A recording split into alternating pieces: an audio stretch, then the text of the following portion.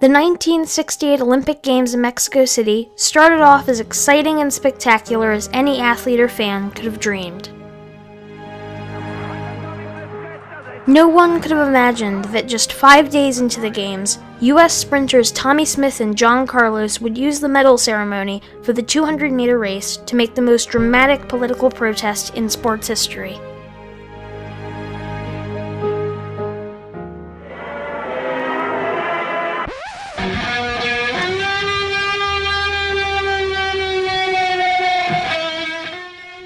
On the victory stand, they bowed their heads and raised their black gloved fists into the air to protest racism in America.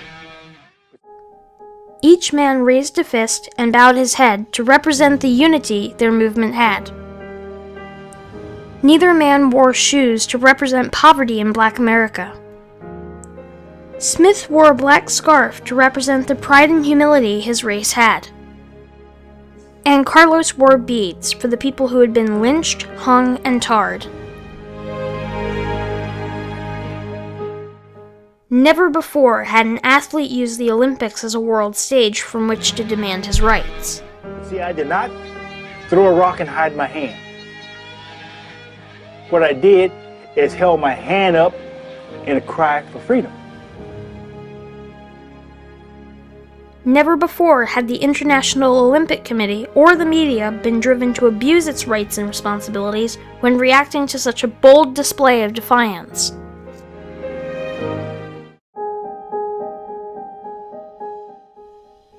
In the 1960s, racial tension in the United States was at its height. Black people faced injustices every day, and leaders who stood for basic human rights were gunned down. Hope for Black America was fading.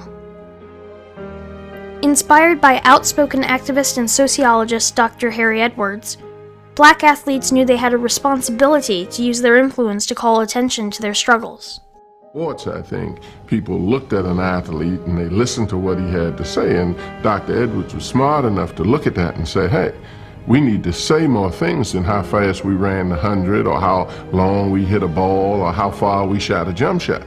We need to start speaking out. And he started to organize folks and started to make these folks say and do some things that society became very uncomfortable with. In 1967, the year leading up to the Olympics in Mexico City, one option was to boycott the Games altogether. Boycott is possible and is probable. The reasoning is, why should we participate for a country and 100% effort and come back to our homes and are denied some of the rights that should be given us? Ultimately, the idea of a boycott failed. Many of the athletes had spent the majority of their lives training for the Olympics. They felt a responsibility to compete for themselves, their families, and their sport. So Black athletes joined their U.S. teammates in Mexico City, and it was decided that it was up to each individual to make a statement or not. So the decision was made, everybody would do their own thing. Smith and Carlos were determined to win their race. They wanted to make their statement in front of the world. They won their race and their chance. In that moment, two men stood for the entire Black community and simply asked for an equal chance to be a human being.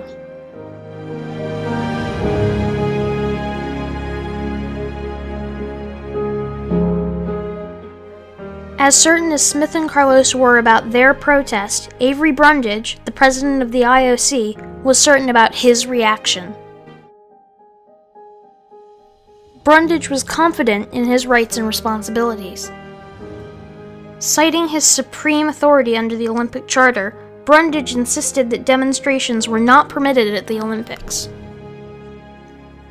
After threatening the entire U.S. team, Brundage managed to get Smith and Carlos kicked off the team and kicked out of Mexico City. I had said that if there were any demonstrations at the Olympic Games by anyone, the participants would be sent home. Where are you going, Carlos? I'm going home. The USOC gave John Carlos and Tommy Smith 24 hours, I do believe, to leave Mexico City. It's hard to argue with absolute authority, unless it's as hypocritical and abusive as Brundage's authority was. What Brundage did not tell the world was that he was also bound by the Olympic Charter to promote Olympism, a philosophy based on social responsibility and respect for fundamental ethical principles and the preservation of human dignity without discrimination. He also failed to mention that he supported Adolf Hitler's propaganda at the 1936 Olympic Games in Berlin, Germany. Nor did he mention that he looked the other way when other athletes at the 1968 Games made similar demonstrations on the medal stand. And again she has turned her head to the right and down, just as she did at the last ceremony. This does not appear to be an accident.